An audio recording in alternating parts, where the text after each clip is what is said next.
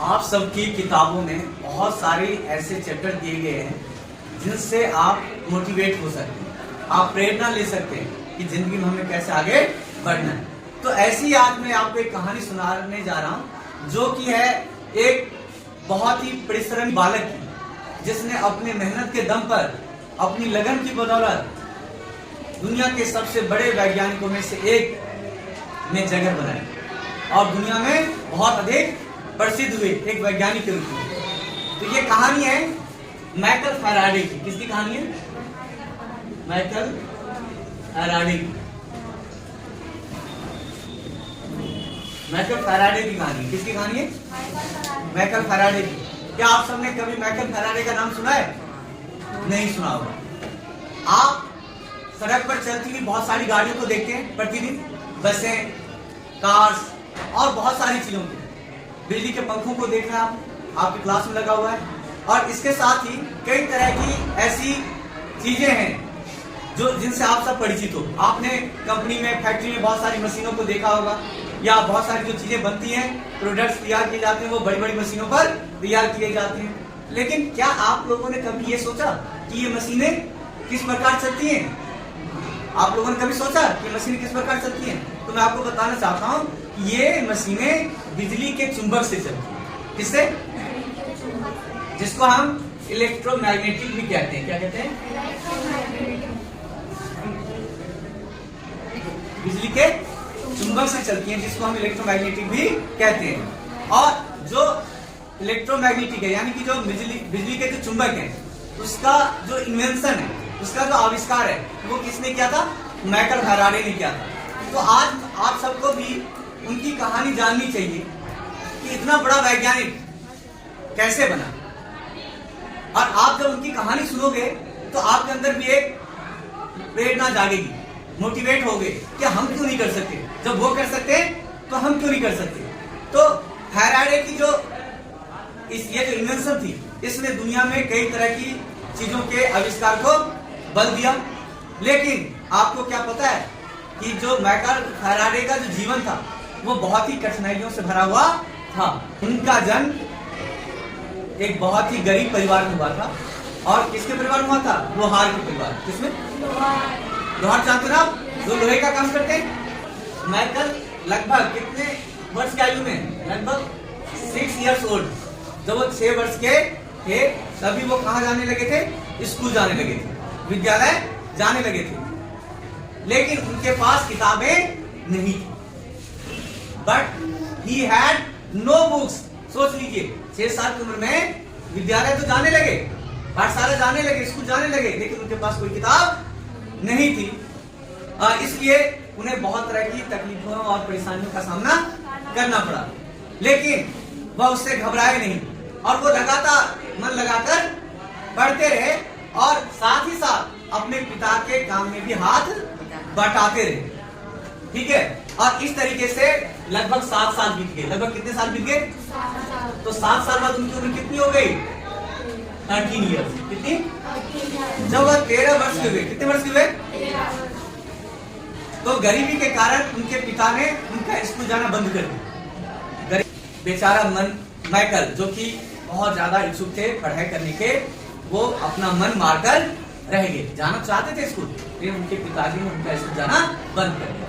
और पिताजी के आदेश के अनुसार उन्होंने क्या करना शुरू किया? उन्होंने घरों में अखबार बांटना शुरू कर दिया। क्या बांटना शुरू कर दिया? न्यूज़पेपर बांटना उन्होंने शुरू कर दिया। सोच लीजिए। और कुछ दिनों बाद उन्हें एक जिल्द बनाना समझते हैं ना, किताबों पर जो जिल्द चढ़ाते हैं। तो कुछ दिनों बाद उन्हें एक जिल्द बनाने वाले के यहाँ नौकरी मिली। किसके यहाँ? जिल्द बनाने वाले, जिसको बाइंडिंग करना भी कहते हैं। क्या कहते हैं? बाइंडिंग करने वाले के यहाँ नौकरी मिल गई। इस बहाने उन्हें वहां किताबें पढ़ने का भी मौका मिलता रहा, क्योंकि बहुत सारी वहां किताबें आती थी और जिल्द चढ़ाते थे तो उनको वहां पर बहुत सारी किताबें पढ़ने के लिए मिल जाता था। अब फैराडे बहुत ही कैसे थे? डिलीजेंट व्यक्ति थे। कैसे थे? डिलीजेंट व्यक्ति क्या कहेंगे, अभी तो बच्चे ही हैं। परिश्रमी बालक थे। क्या थे? बहुत ही परिश्रमी बालक थे और वह अच्छी जिल्दें बांधते थे। इसलिए उनका मालिक उनसे बहुत खुश था, उनके काम से बहुत प्रभावित था।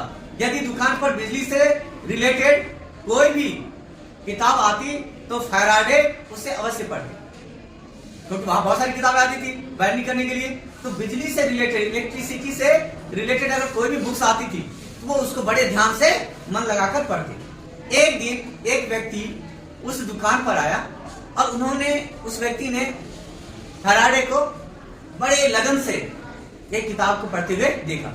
वह व्यक्ति कौन था? वह स्वयं ही एक वैज्ञानिक था। क्या था? स्वयं ही एक साइंटिस्ट था। इतने छोटे से बालक को ऐसी मुश्किल किताब पढ़ते देखकर वह बहुत हैरान हो गया। He was very surprised, बहुत ज्यादा हैरान हुए, बहुत ज्यादा सोच के हैरान कि इतना छोटा सा बच्चा कम का और इतनी मुश्किल जिसमें वर्ड्स यूज हो रहे हैं इलेक्ट्रिसिटी की बुक्स में, उन किताबों को कैसे पढ़ पा रहा है। तो उसको देखकर उन्होंने उससे पूछा, वेयर डू यू स्टडी? तुम कहां पढ़ते हो? तो उन्होंने कहा, मैं कहीं नहीं पढ़ता, मुझे बिजली से जो रिलेटेड जो भी बुक्स होती हैं वो मुझे बहुत पसंद है और जानकारी बढ़ाने के लिए मैं इस तरह की किताबें पढ़ रहा हूं। ये बातें किसने कही? माइकल फैराडे ने। वह व्यक्ति माइकल के आंसर से, जवाब से बहुत इंप्रेस हुए और उसके बाद उन्होंने उसे सलाह दी कि यदि तुम बिजली के बारे में, इलेक्ट्रिसिटी के बारे में, इलेक्ट्रिक के बारे में ज्यादा नॉलेज बढ़ाना चाहते हो, गेन करना चाहते हो, तो तुम्हें क्या करना चाहिए? हम्फ्रे डेवी, इसकी हम्फ्रे डेवी, बहुत बड़ा नाम है ये, हम्फ्रे डेवी। तो तुम्हें क्या करना चाहिए? हम्फ्रे डेवी के स्पीच को सुनना चाहिए, ठीक है। और माइकल तुरंत उस स्पीच वाली जगह पर पहुंचे। वहां जाकर उन्होंने देखा कि स्पीच सुनने के लिए, किसकी स्पीच सुनने के लिए? हम्फ्रे डेवी, उनकी स्पीच सुनने के लिए क्या लग रहा था? टिकट। क्या लगता था? टिकट। उसके लिए टिकट खरीदना बहुत जरूरी था। तो मालिक से पैसे लेकर उन्होंने टिकट खरीद ली। मालिक से पैसे लेकर उन्होंने, और फिर भाषण सुनने लगे। लौटने पर मालिक ने क्या किया? उनके पैसे काट लिए। लौटने पर मालिक ने पैसे काट लिए। शाम को जब वो कम पैसा लेकर अपने घर पहुंचे तो उनके पिताजी उन पर बहुत गुस्से हुए, बहुत नाराज हुए और क्रोध में उन्होंने कहा कि इस प्रकार से पैसे बेकार मत किया करो, इस तरह से पैसे का बेजा इस्तेमाल मत किया करो। अगले दिन माइकल को जब बहुत ज्यादा दुखी देखा तो उसके मालिक ने, उसके जो मालिक थे जहां पर वो जिंद बांधते थे, उनको उस पर दया आ गई और उन्होंने कहा कि तुम्हारे टिकट के पैसे मैं दे दिया करूंगा और तुम्हारी मजदूरी में से उस पैसे को कभी नहीं काटूंगा। माइकल की ये जो इच्छा थी वो पूरी हुई और इस तरह से वह हम्फ्रे डेवी के स्पीच को लगातार सुनने लगे और उनको वो लिखते और उन पर वो क्या बनाते? चित्र बनाते, डायग्राम बनाते, जो इलेक्ट्रिक वाली होती है ना डायग्राम, वो सारी चीजें उन्होंने बनाना शुरू कर दिया। और कुछ दिन के बाद वह उनसे मिला। सर हम्फ्रे डेवी को वो बहुत ही अधिक होनहार बालक लगे, बहुत ही ज्यादा परिश्रमी बालक लगे। तो उन्होंने कहा कि ठीक है, मैं तुम्हें अपना शिष्य बनाता हूँ, अब तुम मेरे क्या हो? शिष्य हो। और उसके बाद माइकल फैराडे उनके साथ रहने लगे और उनसे उन्होंने बहुत सारी शिक्षा ग्रहण की और इस प्रकार से अनेक मुश्किलों का सामना करने के बाद माइकल फैराडे क्या बन गए? बहुत बड़े वैज्ञानिक, बहुत बड़े साइंटिस्ट बन गए। तो आप देखिए माइकल फैराडे जो कि दुनिया के सबसे बड़े वैज्ञानिकों में से एक हैं और बहुत सारे उन्होंने खोज की, विद्युत चुंबक का आविष्कार किया, जिसने कि पूरी दुनिया के वैज्ञानिकों को और भी बहुत सारी चीजों के आविष्कार करने के लिए प्रेरित किया और बहुत सारी चीजों में बहुत मदद मिली। वो व्यक्ति ने क्या कुछ किया? स्कूल नहीं जा पाया, इतना गरीब परिवार था, वह व्यक्ति स्कूल नहीं जा पाया। 6 साल के बाद ही, मतलब उसके 13 साल की उम्र के बाद स्कूल नहीं जा पाया। जब काम करने लगा, नौकरी करने लगा, अखबार बांटने लगा, किताबों पर जिल्द चढ़ाने लगा, सारी चीजें की। लेकिन एक चीज जो उसका इंटरेस्ट था, क्या? पढ़ना, इलेक्ट्रिसिटी से रिलेटेड चीजें, वो उसने नहीं छोड़ा और इसीलिए एक दिन वो सबसे बड़े वैज्ञानिक बनकर उभरे। इसीलिए कहते हैं, देखो अगर आप किसी चीज को शिद्दत से पाना चाहते हो तो पूरी कायनात भी उसको मिलाने में लग जाती है। अगर आपके अंदर इच्छा शक्ति है कि आपको कुछ करना है तो जो आपके आसपास की जो चीजें हैं ना वो भी इस तरह से होती हैं कि वहां तक आपको पहुंचा देती है। अब बताओ उनकी इच्छा थी, किसने सोचा था, कब इन्होंने सोचा था कि इतने बड़े जो साइंटिस्ट थे हेम्फ्रे डेवी, उनका शिष्य बनने का मौका मिलेगा। जो बंदा कभी स्कूल नहीं जा पाया, स्कूल से पढ़ाई छोड़ दी और वो इतने बड़े वैज्ञानिक का शिष्य बन गया। तो इसीलिए कहता हूँ जो आपका इंटरेस्ट है, जिसमें आपको जो पसंद है, आप पढ़ाई करते रहो।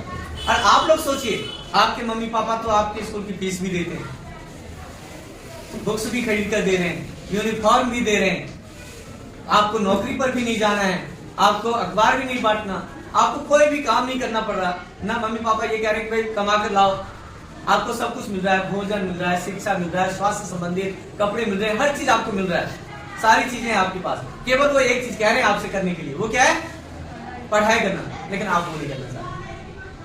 तो आपको ऐसे जो महान लोग हुए, ऐसे जो महान वैज्ञानिक हुए, उनसे क्या लेनी चाहिए, प्रेरणा लेनी चाहिए। वो कर सकते हैं, उनके पास तो कुछ नहीं था सुधा, तो आप क्यों नहीं कर सकते।